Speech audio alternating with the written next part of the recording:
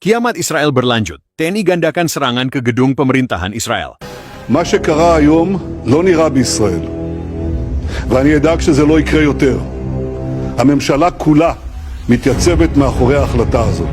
נכה בהם עד חורמה, וננקום בעוצמה על היום השחור הזה שהם הוללו למדינת ישראל ולאזרחיה.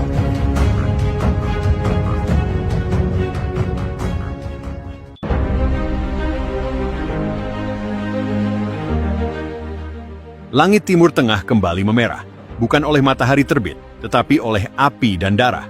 Serangan besar-besaran yang dilancarkan oleh Tentara Nasional Indonesia, TNI, ke wilayah-wilayah strategis Israel telah memasuki babak paling brutal. Jika sebelumnya aksi TNI terfokus pada dukungan terhadap perjuangan Palestina di Gaza, kini dunia menyaksikan bab baru dalam sejarah militer Indonesia, penyerangan langsung ke pusat pemerintahan Israel. Tel Aviv, Yerusalem, dan Haifa, semua berubah menjadi medan perang. Gedung-gedung kementerian, fasilitas intelijen Mossad, hingga pusat komando militer Israel diselimuti asap dan reruntuhan. Pasukan elit TNI, dari Kopassus hingga marinir amfibi, menggandakan intensitas serangan mereka, mengguncang jantung kekuasaan Zionis dari darat, laut, dan udara. Semua bermula dari tragedi berdarah di Rafah, Gaza Selatan. Puluhan prajurit TNI yang tergabung dalam misi bantuan kemanusiaan dibantai oleh rudal kendali Asher Essen Israel dalam sebuah serangan mendadak yang tidak pernah mendapat pengakuan. Dunia diam, PBB bungkam, tapi Indonesia tidak. Presiden menggelar rapat darurat dan memerintahkan operasi balasan berskala penuh. Operasi itu diberi nama Sandi, Garuda Petir II.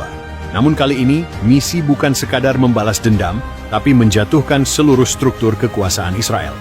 Tanggal 5 Mei 2025, pukul 03.00 dini, hari waktu setempat, 24 pesawat tempur Sukhoi dan 16 drone tempur Elang Hitam TNI AU meluncurkan serangan presisi ke kawasan gedung Kementerian Pertahanan Israel di Tel Aviv.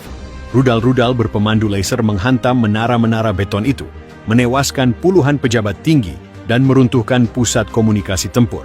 Tidak berhenti di situ, Satuan Kopaska, Komando Pasukan Kata, yang menyusup dari pesisir Laut Tengah, merangsek ke wilayah pantai Herzliya dan menyerang stasiun radar Israel.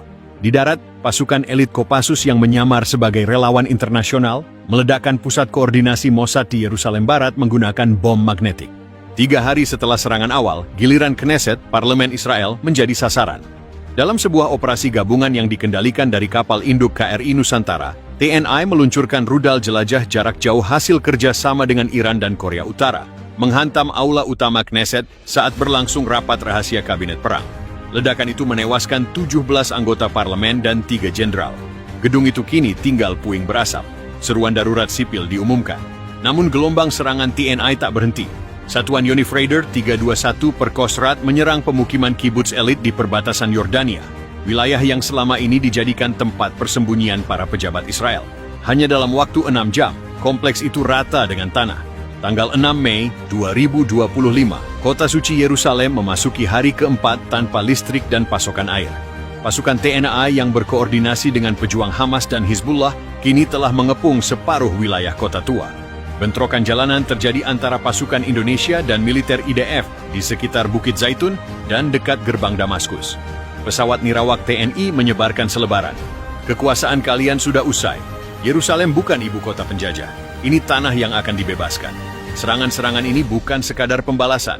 Ini adalah pergeseran poros kekuatan global. TNI telah membuktikan bahwa kekuatan militer dari Asia Tenggara mampu menjangkau, menghantam, dan mengguncang struktur kekuasaan paling dilindungi di dunia.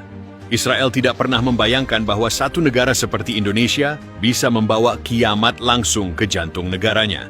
Tapi kini, kiamat itu bukan sekadar nubuatan. Ia hadir dalam bentuk roket, bom, dan prajurit-prajurit yang tidak pernah gentar. Awan kelabu menggantung di atas langit Timur Tengah, sementara tanah Palestina masih bergetar oleh dentuman balas dendam.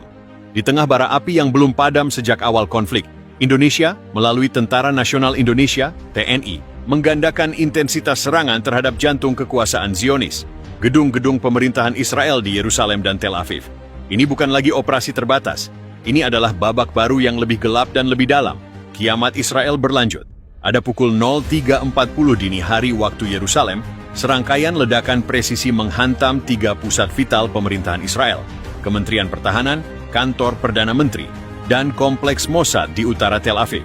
Drone tempur buatan PT Dirgantara Indonesia yang dimodifikasi dengan teknologi Rusia dan Iran menerobos sistem pertahanan Iron Dome yang sudah kelelahan. Mayor Jenderal TNI dalam konferensi pers global menyatakan, serangan ini adalah bentuk pembalasan terhadap pembantaian prajurit kami di Gaza.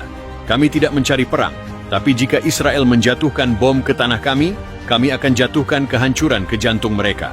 Laporan dari Medan menyebutkan lebih dari 17 rudal jelajah Petir II dilepaskan dari kapal selam TNI yang beroperasi secara rahasia di Laut Tengah, menghantam fasilitas vital dengan akurasi tinggi. Beberapa pusat komunikasi dan ruang bawah tanah Mossad dilaporkan hancur total. Serangan ini bukan hanya dari udara. Pasukan elit TNI dari Kopassus dan Taifib Marinir dilaporkan telah melancarkan serangan mendadak ke pos intelijen Shin Bet di Yerusalem Timur, menggunakan terowongan bawah tanah yang telah disiapkan oleh Hamas dan dikuasai kembali oleh unit gabungan TNI Hizbullah. Operasi Garuda Merah, yang sebelumnya dikabarkan hanya bertujuan defensif di Gaza, kini berevolusi menjadi ofensif penuh. Informasi bocoran menyebutkan bahwa TNI telah membentuk zona api seluas 200 km persegi di sekitar Yerusalem, yang dinyatakan sebagai area bebas militer Israel. Dalam siaran darurat, Perdana Menteri Israel, Benjamin Netanyahu, terlihat berlumuran darah di dahinya, berdiri di reruntuhan bunker bawah tanah. Suaranya terguncang. Kami tidak pernah membayangkan Indonesia berani sejauh ini. Kami sekarang dalam keadaan darurat nasional. Dunia harus turun tangan. Namun suara-suara dari dalam negeri Israel sendiri mulai retak. Protes massal muncul dari warga sipil yang kehilangan tempat tinggal dan keluarga akibat balasan TNI yang tepat sasaran namun sangat menghancurkan. Ribuan warga Tel Aviv dilaporkan eksodus ke arah utara menuju Haifa dan perbatasan Lebanon. Washington dalam kondisi terpecah. Rakyat Amerika Serikat mulai mempertanyakan keterlibatan mereka dalam konflik yang dianggap mereka picu sendiri. Presiden Arnie Leisas menyatakan, kami tidak akan membiarkan sekutu kami dihancurkan, tapi kami juga menyesali tragedi yang telah terjadi. Kami menyerukan deeskalasi. Namun diam-diam Pentagon mengerahkan armada ke-6 ke Laut Tengah. Konfrontasi global tinggal selangkah lagi. Serangan TNI ke gedung pemerintahan Israel adalah deklarasi bahwa kekuatan negara berkembang tidak lagi bisa dianggap remeh. Ini bukan sekadar perang antara militer. Ini adalah peperangan antara harga diri dan penjajahan, antara masa lalu yang penuh luka dan masa depan yang menuntut keadilan.